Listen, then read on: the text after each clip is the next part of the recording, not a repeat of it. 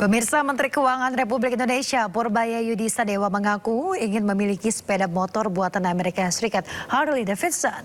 Namun hal tersebut diakuinya hanya sebatas cita-cita.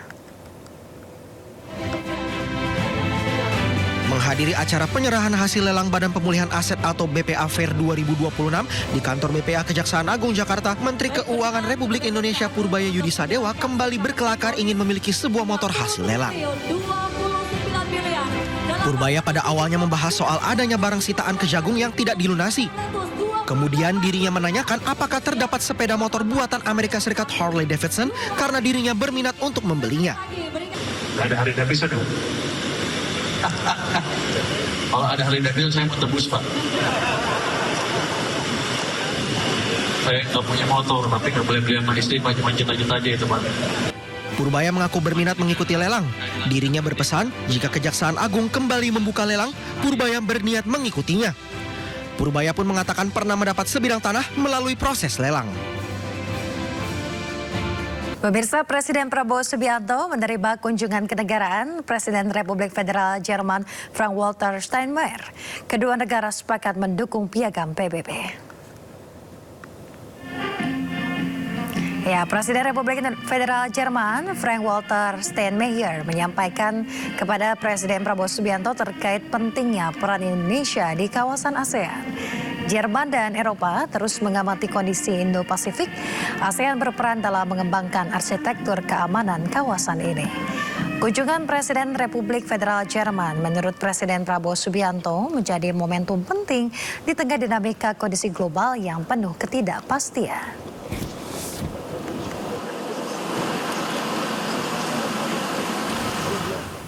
Pemirsa, Presiden Jerman mengunjungi Masjid Istiqlal dan juga Gereja Katedral. Kunjungan ini merupakan bagian dari pertemuan bilateral antara Jerman dengan Indonesia.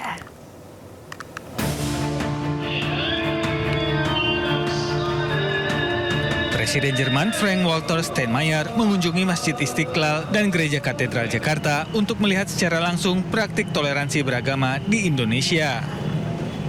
Didampingi Menteri Agama Nasruddin Umar, Steinmeier berkeliling Masjid Istiqlal. Rombongan kemudian menelusuri terowongan silaturahmi yang menghubungkan Masjid Istiqlal dan Gereja Katedral.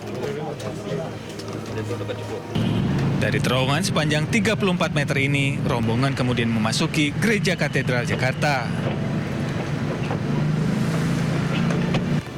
Di sini, Presiden Jerman mendapatkan penjelasan mengenai sejarah serta makna simbolik hubungan kedua tempat ibadah. Mereka sangat terharu melihat ini adalah suatu kota yang sangat ideal. Ada dua rumah ibadah yang sangat bersahabat ya, yang ditandai dengan adanya tunnel ya, terowongan. Itu selalu diajak ke Istiqlal, lalu dibawa ke katedral sebagai supaya para pemimpin itu merasakan simbolik ideal bangsa Indonesia untuk selalu hidup berdampingan. Itu yang paling penting menurut saya. Dari Jakarta, Givo Morisko, Seto, Anyus melaporkan.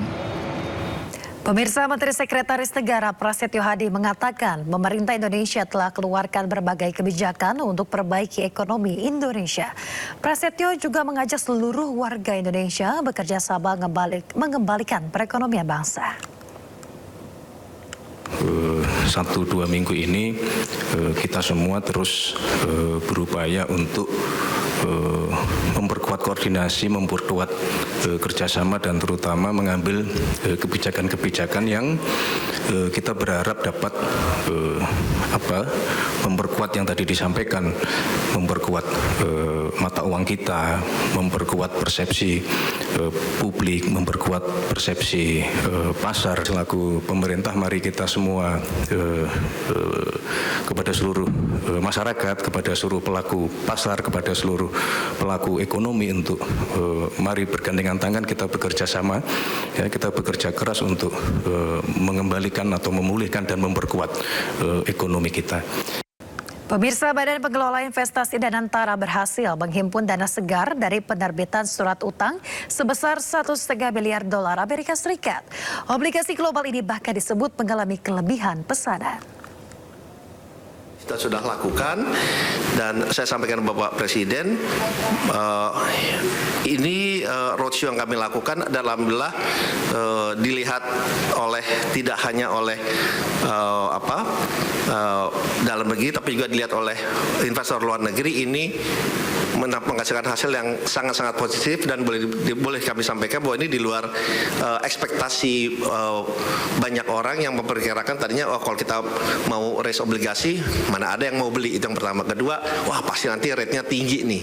Ternyata dua hal itu tidak terjadi dan ini juga menunjukkan kredibilitas baik dari Danantara maupun dari pemerintah itu sangat terjaga selama kita memang berbicara kepada para investor itu secara terbuka, secara transparan dan juga memberikan pemahaman ke mereka bahwa ini adalah rencana-rencana kita ke depannya. Jadi oleh sebab itu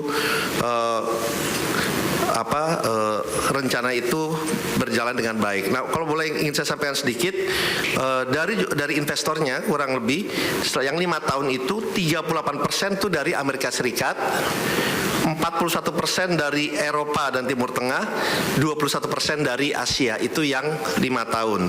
Kalau yang 10 tahun investornya 52% dari Amerika Serikat, 31% dari Eropa dan Timur Tengah, 17% dari Asia. Nah, ini memang boleh dibilang biasanya penerbitan obligasi dari Indonesia justru peminatnya kebanyakan dari Asia. Historical tuh seperti itu, tapi ini justru kebalikannya, justru peminat dan yang membeli terbesarnya adalah dari Amerika Serikat. Justru ini peminat terbesarnya, terutama yang 10 tahun, 52% yang subscribe dari bond kita adalah dari Amerika Serikat, 52%. Nah, oleh sebab itu, yang ingin saya sampaikan bahwa kepercayaan market, kepercayaan dunia luar terhadap Indonesia itu sangat baik dan ini tercermin dari mereka bersedia untuk membeli global bond-nya Danantara dari jangka 5 tahun, 10 tahun dan bahkan mereka menyatakan kepada saya sangat-sangat terbuka apabila Danantara ingin menerbitkan bond sampai yang 30 tahun. Nah, oleh sebab itu mungkin nilainya obligasi tadi sudah ada di papan, obligasi 5 tahun senilai 750 juta dengan 5,35%, obligasi 10 tahun senilai 750 juta dengan tingkat bunga juga 5,95%. Jadi itu yang bisa saya sampaikan mengenai perjalanan kami di beberapa negara dan alhamdulillah responnya juga positif. Ini dibuktikan dengan tingginya peminat dari obligasi yang kita terbitkan